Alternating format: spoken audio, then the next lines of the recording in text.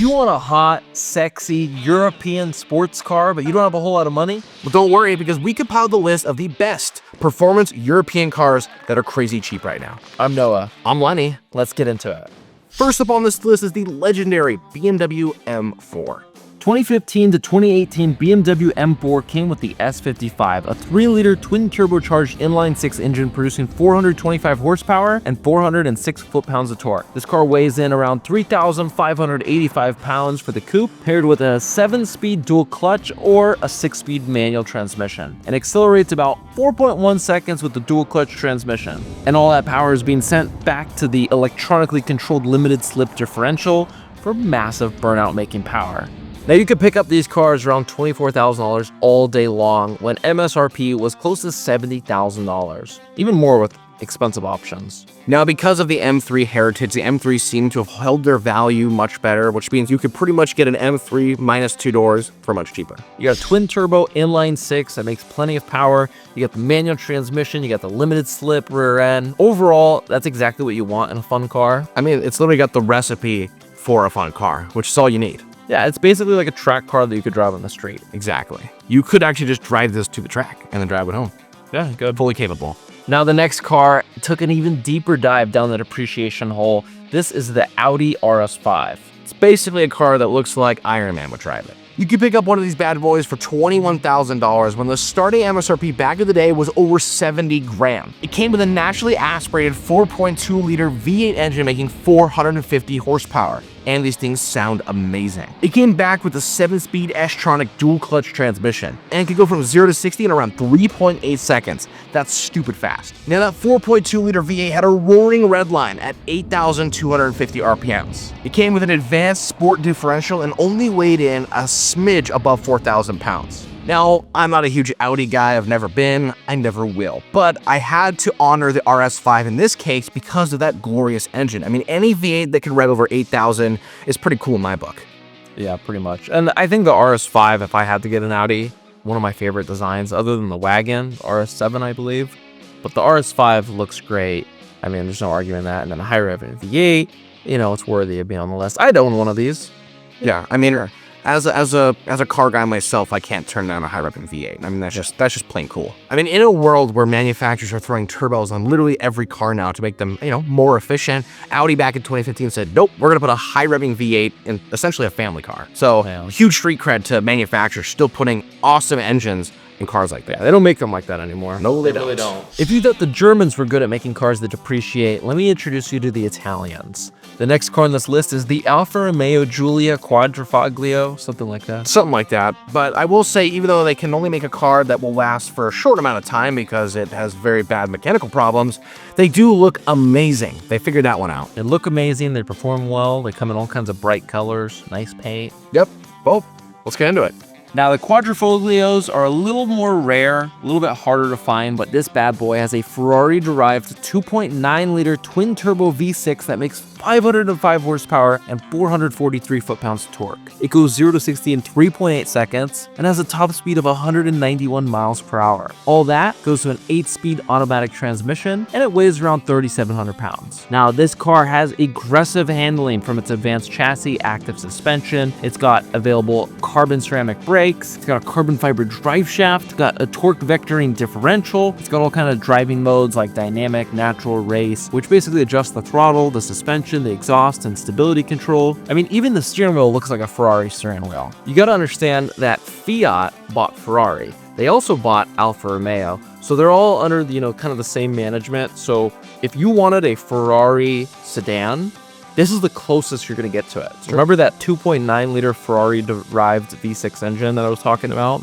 Well, basically, they took a Ferrari V8, chopped 2 cylinders off, and that's the engine. I mean, the dimensions, everything about that engine is identical. It's just 2 cylinders chopped off. And that's great and all, but doesn't this engine have like a 9-hour book time to change a serpentine belt? I mean, that's something that most cars, it would take about 5 minutes. Yeah, but, you know, it's basically like a little mini Ferrari. I mean, what do you expect? So it's just a trade-off. That's a trade-off. You get a super cool car. I mean, look at all the handling stuff, all the carbon fiber everywhere. Like, where would you find that other than like maybe a Ferrari? So it's basically going to allow you to get Ferrari supercar capabilities for a fraction of the price.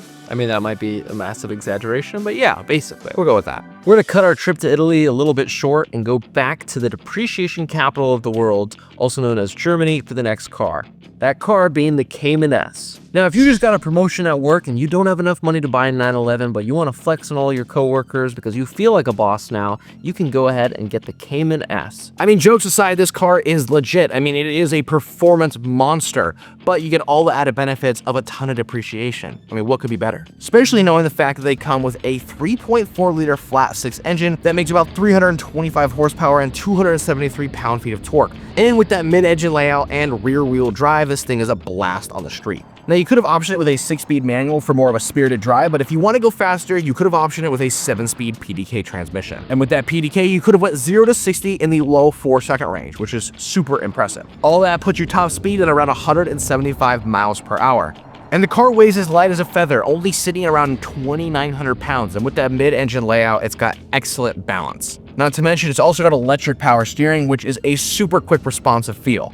Now, this car probably has the worst straight line performance out of the other cars on this list, but it's a pretty good handling car, and it is the lightest.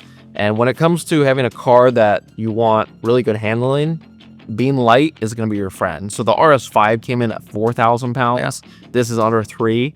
This is going to outperform the RS5 on any track, any group of canyons. It's a much better handling car simply because of that. Yeah, I mean, under 3,000 pounds and you still get electric power steering, you still get big brakes, you get a sound system. That's just crazy. So depreciation has hit it. I don't think it'll depreciate too much more. So you're kind of at that point where now's the time to pick them up. And I'm pretty sure these ones are relatively reliable. Yeah, and personally, I love the way they look. I'm not a huge fan if you go cheaper, you get into like the Boxster area. Not a huge fan of those. I like the way these look. I think they look pretty good. I think I would choose the Boxster over the Cayman. That's a crazy opinion. Yeah. But I think we could all agree a 911 is way better. Yeah, 911's the one to get, but if I had to go cheap, I might as well go all the way, save some money. For the budget, though, you can't miss. And then the Boxster Spiders, I mean, those are really cool. Yeah, those are cool. Now, for the next and last car on this list, we're staying in Germany, and guys, undoubtedly, is my favorite car on the list. It is the AMG GT. This is my favorite as well. This is a car that I really badly want to buy. I mean, if you look at the classic 300 SL, this is basically the modern version of that car. You got the big bubble cab, you got the long hood. It's basically the same design in a modern sports car. You got a twin turbo V8. It's got everything you'd want. Kind of reminds me of a European Viper. Yeah, kind of, pretty much. Which is super cool. A 2016 to 2018 AMG GT comes with a 4-liter twin-turbo V8 that makes 456 horsepower and 479 foot-pounds of torque. It's all backed by a 7-speed dual-clutch transmission, rear-wheel drive, and goes from 0 to 60 in 3.5 seconds. This car kind of is a supercar contender. You could say it's a supercar, you could make the argument for it. At the same time, it's not exactly a supercar. Now, you could pick up an AMG GT for around $50,000 now. This MSRP'd well above $130,000. So the depreciation has hit it hard, and even though the 2016 is almost 10 years old now, that is still a fantastic car. I couldn't agree more. For me, it's just, I love the way it looks. The way it just like hugs the ground. It's got really wide, aggressive stance. Nothing on the road looks like it. All in all the cars on this list have exceptional handling, they have great engines, and overall are just great European sports cars. Yeah, you have to remember that in the development of all 5 of these cars, these companies are basically working against each other. They're all competitors. So if someone comes out with something great, the other company has to come out with something greater.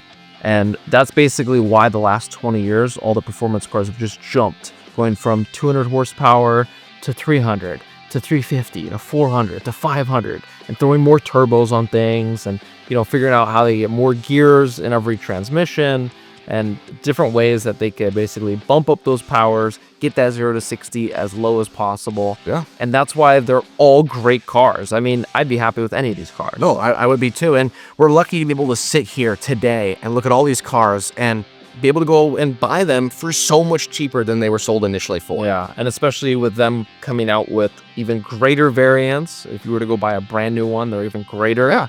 So helping push these the values for these ones down so that the average everyday Joe could go pick up one. Yeah, and the performance doesn't degrade over time just because the car might be 10 years old. I mean, you're still getting a crazy car for a fraction of the price it was initially sold. Yeah, And plenty of these have sat in people's garages, babied, so, you know, it's a 10-year-old car, but it's been babied its whole life, and it's lost value, and, you know, you could go in and scoop it up for a fraction of its original price. Pretty much. All right, Noah, well, you want to rank this from best to worst? First, I'm going to go with the AMG GT. That's my favorite. It's a car that, you know, I really want to buy very soon.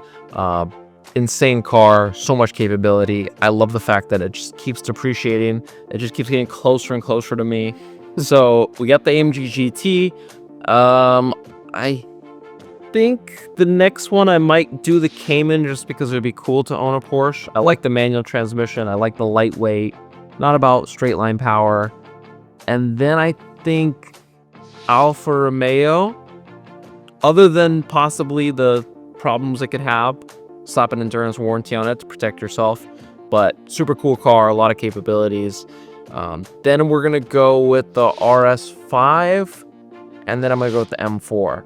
And that's gonna upset people, and it's not that I have anything against the M4, it's just that I've already driven and I have a 440, so it's kind of like an M4.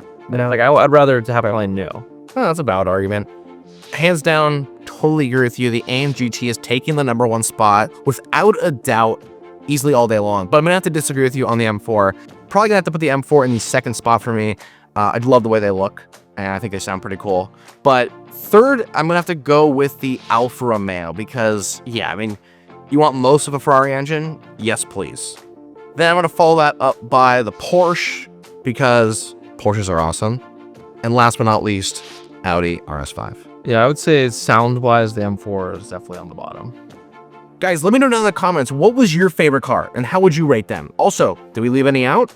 Make sure you hit the like button. Make sure you smash the subscribe button. Thanks for watching the Endurance YouTube channel. We're the Backspeed Boys, and we'll see you in the next video.